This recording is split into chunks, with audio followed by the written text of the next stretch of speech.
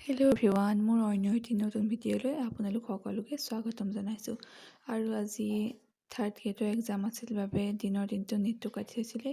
সেইবুলি কি কৰিম কি নকৰিম বুলিকে বিচনাতে পৰি আছিলোঁ। তাৰপৰা 11:30 মানে বাজিল। তাৰপৰা গা পা ধুই আহি ধুনীয়াকৈ মূৰ চুই আচৰি চাহ বিস্কুট এইবোৰ খাই ল'লোঁ। খাই আকৌ কেক খালোঁ। তাৰপৰা ভাবিলোঁ মাহঁত যিহেতু নাছিলে, ভাবিলোঁ কি বনাওঁ। সেই বুলিয়ে ধুনীয়াকৈ বিলাহী পিঁয়াজ এনেকৈ কাটি থলোঁ। তাৰপৰা ডিম আনি থৈ দিছোঁ। এইফালে কেৰাহী চব যোগাৰ কৰি থৈ দিছোঁ। আজি ভাইটিয়ে বনাম বুলি ক'লে, সেইবাবে চব যোগাৰ কৰি থৈ দিছোঁ। সি আহিলে নহ'লে গোটেই লেতেৰা কৰি খেচি কৰি বনাম, সেইবাবে মই যোগাৰ কৰি থৈ দিছোঁ। ইফালে তেল হালধি কেৰাহীত ভাইটিয়ে দি দিলে।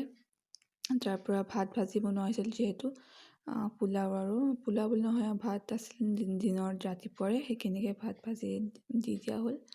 তাৰপিছত আমি ভাইটিয়ে মই বনাই থাকোঁতে আমি দুয়োটা হুলস্থুল কৰি আছিলোঁ কাৰণে বৌ আহি পেলাই আমাক হেল্প কৰি দিলেহি অলপমান, এনেকৈ বনাই কৰি দিলেহি। আমি দুয়োটাই বনাই একেলগ হ'লে আমি কাজিয়া লাগোঁৱেই, সেইবাবে বৌ কিয় হুলস্থুল কৰি আছোঁ বুলি বৌ আহি পেলাই ধুনীয়াকৈ লৰাই কৰি বনাই কৰি দিলে ভাত ভাজিখিনি।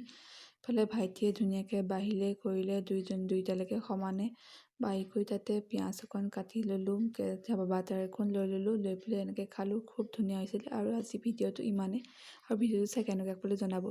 আজিলৈ আহিছোঁ, বাই বাই, আৰু ছাবস্ক্ৰাইব কৰি দিব চেনেল।